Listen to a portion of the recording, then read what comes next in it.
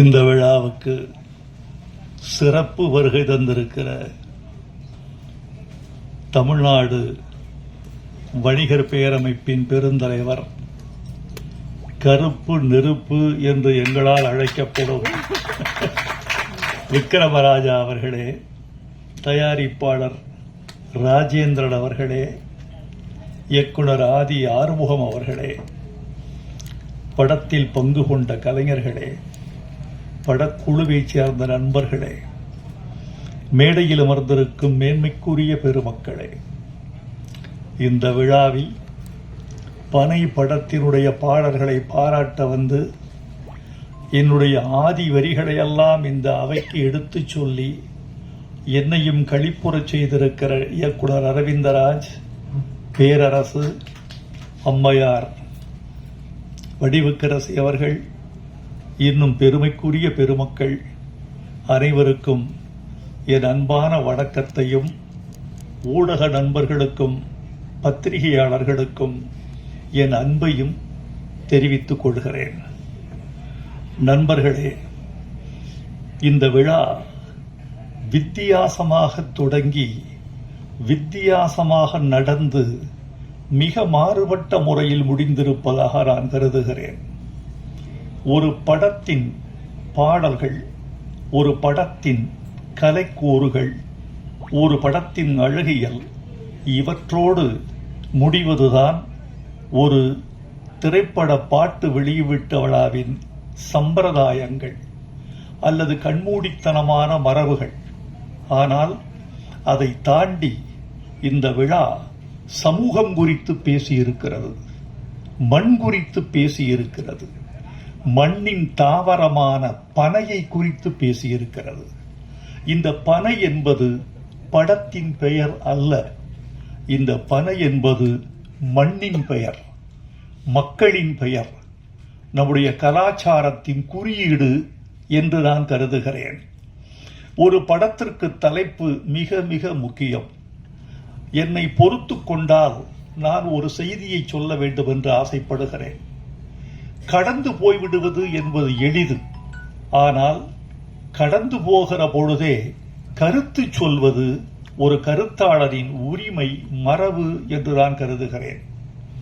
இப்போது வருகிற தமிழ் திரைப்படங்களின் பெயர்களை பார்த்தால் நான் கொஞ்சம் துக்கப்படுகிறேன், சில நேரங்களில் வெட்கமும் படுகிறேன்.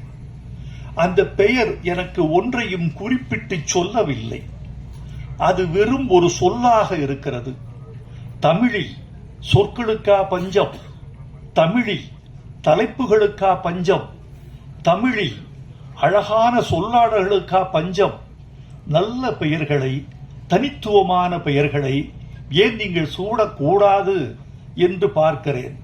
பத்திரிகைகளில் அந்த அதிகாலை செய்திகளை புரட்டி பார்க்கிற பொழுது, தலைப்புகளை பார்க்கிற போது, அடுத்த பக்கம் செல்வதற்குள் அந்த தலைப்பு ஒரு மின்னலை போல் என் மூளையை கடந்து முடித்து விடுவதை பார்க்கிறேன். தலைப்பு என்றால் நெஞ்சில் தைக்க வேண்டாமா? என் இருதயத்தில் சென்று பசை போட்டு ஒட்டிக்கொள்ள வேண்டாமா? என் நா திருப்பி உச்சரிக்க வேண்டாமா?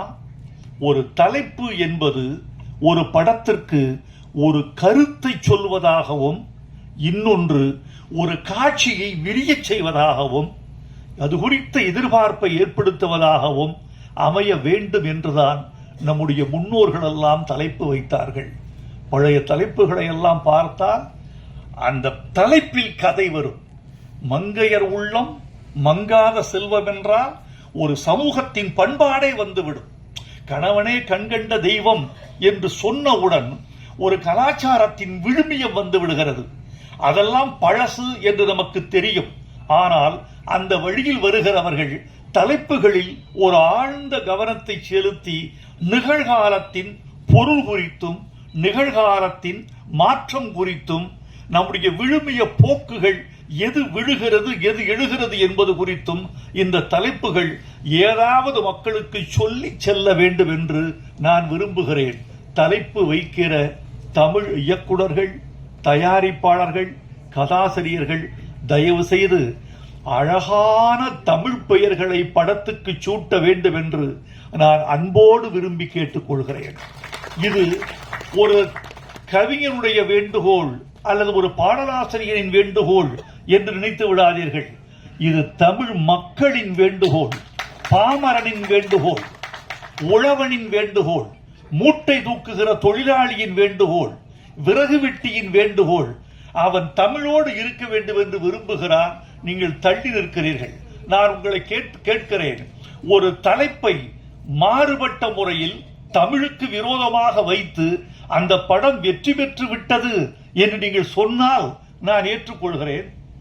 வெற்றியும் பெறுவதில்லை, பிறகு ஏன் இந்த படத்திற்கு எனக்கு கதை சொன்ன இயக்குனர் இந்த படத்திற்கு விதை என்று பெயர் வைத்திருக்கிறேன் என்று சொன்னார்.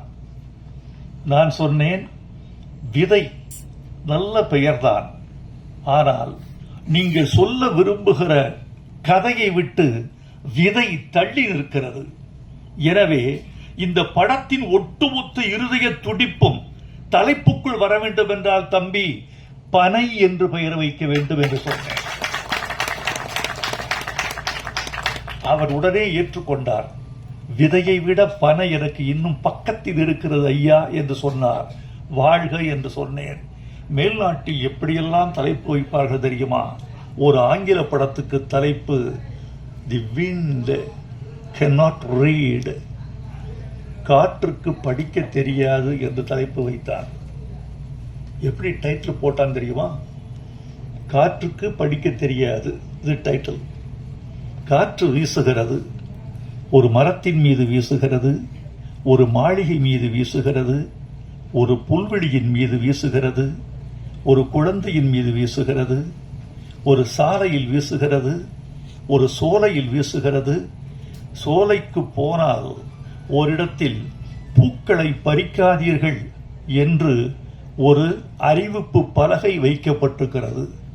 இப்போது காற்று வேகமாக அடிக்கிறது, பூக்கள் புல்வெளியில் உதிர்கின்றன. அங்க போட்டிருக்கான், காற்றுக்கு படிக்க தெரியாது. உங்களுடைய கரவொலி அந்த படத்திற்கு திரையரங்கில் விழுந்திருக்குமா, விழுந்திருக்காதா? அதுதான் வேண்டும். ஒரு தலைப்பு உங்களுக்குள் ஒரு பரவசத்தை உண்டாக்க வேண்டும். டெல்லியில் ஒருவன் தன் சுயசரிதையை எழுதினான். எழுதிவிட்டு மை ஸ்டோரி என்று தலைப்பு வைத்தான். 100 பிரதிகள் கூட விற்கவில்லை. என்ன என்று யோசித்து பார்த்தான். அட்டையை கிழித்தெறிந்து விட்டு இன்னொரு தலைப்பு வைத்தான். ஒரே நாளில் 3000 பிரதிகள் விற்றுவிட்டன. அவன் வைத்த தலைப்பு மை ஸ்டோரிங்கிறத மாத்தி என் மகனின் தந்தையின் கதைன்னு வச்சான். அது அவன் கதைதான், அது அவன் கதைதான். என் மகன் அதே தலைப்பு தான், என் மகனின் தந்தையின் கதைன்னு சொன்ன ஏதோ விவகாரமா இருக்கே என்று உள்ளே வந்தார். நண்பர்களே, இந்த பனை என்ற ஒரு குறியீட்டை பற்றி உங்களுக்கு சில செய்திகள் சொல்லியாக வேண்டும். இந்தியாவில் 11 கோடி பனை மரங்கள் இருக்கின்றன. இந்த 11 கோடி பனை மரங்களில் 6 கோடி பனை மரங்கள் தமிழ்நாட்டில் மட்டும் இருக்கின்றன. இந்த பனை என்பது தமிழ்நாட்டு தாவரம். ஆப்பிரிக்காவிலிருந்து மனித இனம் மடகாஸ்கர் தாண்டி இந்தியா வழியே வந்து ஆஸ்திரேலிய கரையில் சென்று குடியேறிய காலத்தில் கடத்தி வரப்பட்ட மரம் பனைமரம். இந்த பனைமரத்தை சாதாரணமாக கருத வேண்டாம், வெறும் மரம் என்று. நம்முடைய முடியாட்சியோடு சம்பந்தப்பட்டிருக்கிறது, நமது கலாச்சாரத்தோடு சம்பந்தப்பட்டிருக்கிறது. சேர சோழ பாண்டியர்களுக்கு 3 கொடி இருப்பது தெரியும். சோழனுக்கு புலிக்கொடி, பாண்டியனுக்கு மீன்கொடி, சேரனுக்கு விற்கொடி என்பது உங்களுக்கு தெரியும். இந்த 3 மன்னர்களுக்கு 3 மாலைகள் இருந்த கதை தெரியுமா? பாண்டியனுக்கு வேப்பம்பூ மாலை, சோழனுக்கு ஆத்திமலர் மாலை, சேரனுக்கு பனம்பூ மாலை. சேர மன்னன் தனது நெஞ்சில் அணிந்த அடையாள பூவாக, தேசிய பூவாக அவன் கருதியது பனம்பூவை. பனம்பூ மாலை அணிந்தவன் சேரன் என்பது நம்முடைய வரலாறு.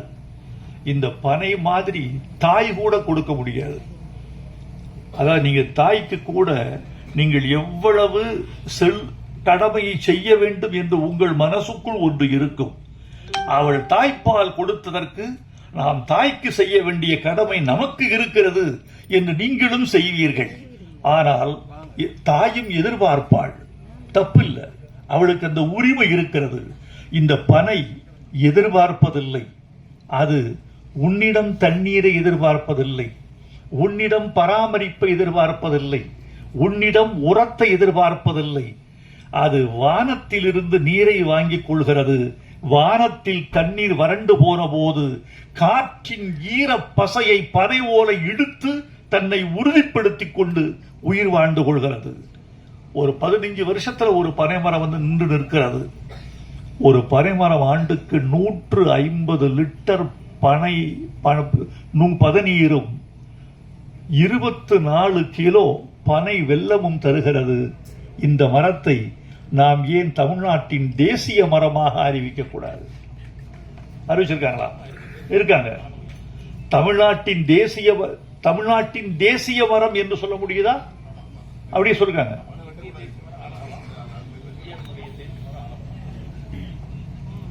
பனைமரத்தை தமிழ்நாட்டின் தேசிய மரமாக அறிவித்துவிட்ட செய்தி சொல்லுகிறது பனைமரம் எவ்வளவு இந்த நாட்டில் உணரப்பட்டிருக்கிறது என்று. இந்த பனைமரத்தை நாம் வெறும் தலைப்பாக மட்டும் கருத வேண்டாம் தோழர்களே. பனை சார்ந்த வாழ்க்கை, அந்த வாழ்க்கையோடு கூடிய மனிதர்கள், இவர்களின் கதையாக இந்த பனை இருக்க வேண்டும் என்று நான் விரும்புகிறேன். இந்த பனையை காட்சியை இன்றுதான் உங்களோடு நான் நின்று பார்த்தேன். எனக்கு மகிழ்ச்சி. படத்தில் வெற்றியின் கூறுகளை பார்த்தேன். முழு படத்தை பார்க்காமல் கருத்து சொல்வது அவ்வளவு உகந்ததல்ல. என்னுடைய விருப்பத்தை தெரியப்படுத்திக் கொள்கிறேன். இந்த படம் வெற்றி பெற வேண்டும் என்பது என் விருப்பம், வெற்றி பெற வேண்டும் என்பது என் வாழ்த்து.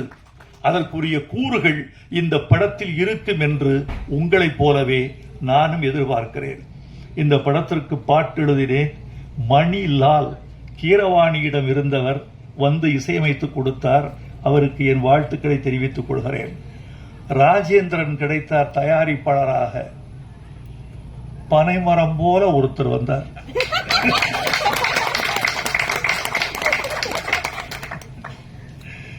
பனைமரம் போல ஒருத்தர் வந்து நான் பனை எடுக்கிறேன் என்று வந்தார். உங்களுக்கு என் வாழ்த்துக்கள் ராஜேந்திரன். தொடர்ந்து நீங்கள் படம் செய்ய வேண்டும் என்று நான் விரும்புகிறேன். இந்த படத்தின் பாடல்கள் எனக்கு ரொம்ப மகிழ்ச்சி. அரவிந்தராஜும் பேரரசும் இந்த படத்தை வாழ்த்த வந்த பொழுது அவர்கள் தமிழ் பாடல்களை கொண்டாடிய போது நான் மகிழ்ந்து போனேன். ஒரு கலைஞருக்கு இது மிகவும் மகிழ்ச்சி. இவர்கள் கொடுக்கிற பொன்னாடை, பூமாலைகள், தங்கச் சங்கிலிகள், இவைகளெல்லாம் ஒரு கலைஞனுக்கு பெரிதல்ல. இவைகளால் அவன் பூரித்து போக மாட்டான். அவன் விரும்புவதெல்லாம் ஒரு மேடையில் ரசிகனின் கரவொலி. அந்த கரவொலிக்கு இடையான சங்கீதம் வேறொன்றும் இல்லை. ஒரு மனிதனை உயிர்ப்பிக்கிற சங்கீதம் கரவொலி. அது எல்லோருக்கும் கிடைத்து விடுவதில்லை. அடுத்து அவனுடைய கலையை புரிந்து கொள்ளுதல். என் கலையை நீ புரிந்து கொண்டாய் என்பதுதான் எனக்கு வெற்றி. ஒரு ஓவிய கண்காட்சி நடந்தது. அந்த ஓவிய கண்காட்சியில் ஒரு ஓவியத்திற்கு முதல் பரிசு கிடைத்தது. 3 மாதங்கள் வரவேற்பறைக்கு வெளியே மாட்டப்பட்டிருந்தது. அதற்கு கீழே ஒரு நோட்டு புத்தகம் வைக்கப்பட்டது, பேரேடு. அந்த பேரேட்டின் கீழே எல்லோரும் எழுதி போனார்கள், இந்த ஓவியம் என்னை மயக்குகிறது, ஓவியருக்கு என் முத்தம், இந்த வண்ணங்கள் எனக்கு வேறேதோ சொல்லுகிறது. விதவிதமாக எழுதினார்கள். சற்றே விட்டால் இந்த ஓவியன் ரவிவர்மனை தொட்டு விடுவான் என்றெல்லாம் எழுதி வைத்து விட்டு போனார்கள். 3 மாதம் கழித்து அந்த ஓவியனுக்கு பாராட்டு விழா. அவன் வந்தவன் ஓவியத்தை பார்த்தான். பார்த்துவிட்டு சொன்னான், அட பாவிகளே, 3 மாதமாக என் ஓவியத்தை தலைகீழாகவா மாட்டி வைத்திருந்தீர்கள்?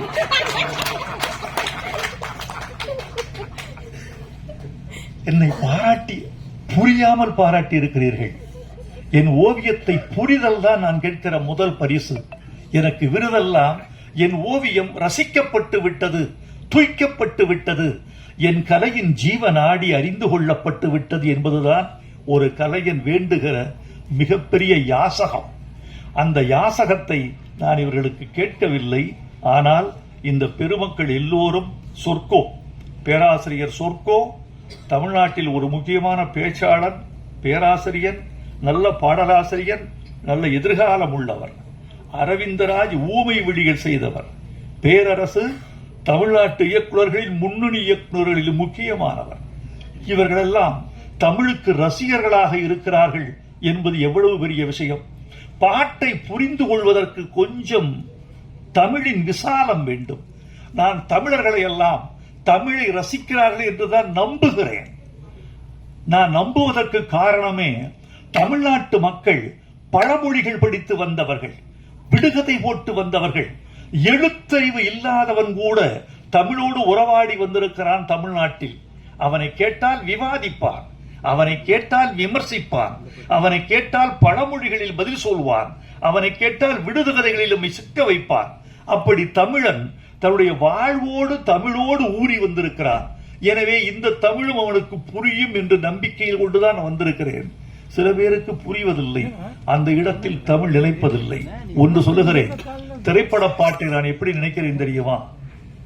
வாழைப்பழத்துக்கும் ஆப்பிளுக்கும் ஒரு வேறுபாடு உண்டு. உங்களுக்கு தெரியும், ஆப்பிள் கொஞ்சம் பணக்காரர்களின் பழம்,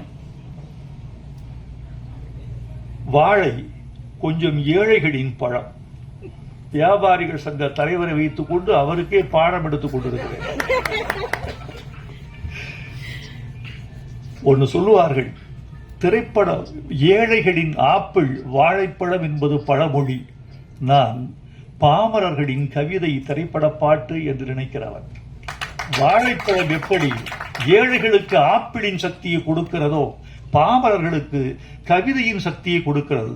நீங்கள் கொஞ்சம் புரிந்து கொண்டால் உங்கள் மூளை விசாலப்படும், உங்கள் ரசனை அகலப்படும், உங்கள் வாழ்வு செழுமை உறும், உங்கள் இதயம் மகிழ்வுறும்.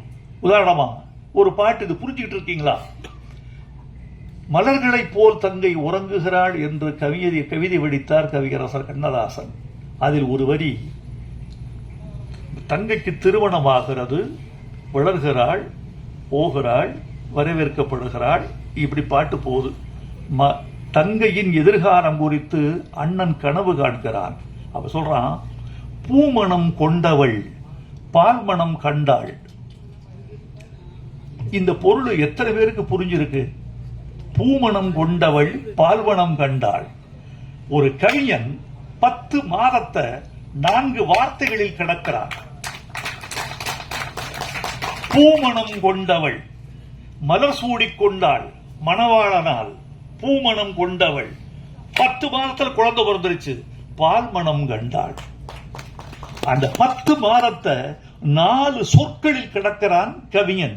இதை புரிந்து கொள்கிற போது மொழி மீது காதல், கவிஞன் மீது காதல், நம் மீதே காதல், நம் கலாச்சாரத்தின் மீது ஒரு பெரிய செறிவு விரிவு இதெல்லாம் வருகிறது.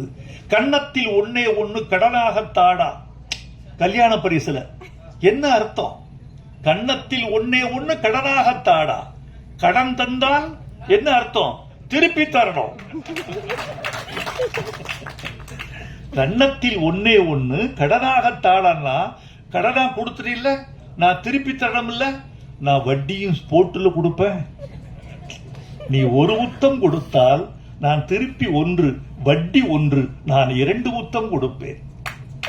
கன்னத்தில் இதெல்லாம் இவ்வளவு அழகு இருக்கு. இப்போது நான் சொன்ன பிறகு இந்த சபை கைதட்டுவதை பார்த்து நீங்கள் புரிந்து கொண்டால் உங்களுக்கு நீங்களே கைதட்டிக் கொள்ள மாட்டீர்களா? உங்களோடு சேர்ந்து தமிழும் கைதட்டாதா? இது பட்டுக்கோட்டை பாட்டு. வாலி எழுதினாரு, வளையல் போட வர்றாரு கல்யாண பொண்ணுக்கு. கல்யாண பொண்ணு கண்ணான கண்ணுன்னு ஒரு பாட்டு. அதுல பொண்டாட்டி புருஷன் 2ஆக இருந்தால், இது வரைக்கும் தான் தெரியும், பொண்டாட்டி புருஷனுக்கும் பொண்டாட்டிக்கு சண்டை, 2 பேரும் ஒன்னா இருக்கணும், ஆனா 2ஆ இருக்காங்க. இந்த வளையல் போட்டா என்ன ஆகும்? பொண்டாட்டி புருஷன் 2ஆக இருந்தால் சராசரியா எப்படி எழுதுவான் ஒருத்தன்? 1ஆக செய்யும் வளையல், அப்படித்தான் எழுதுவான்.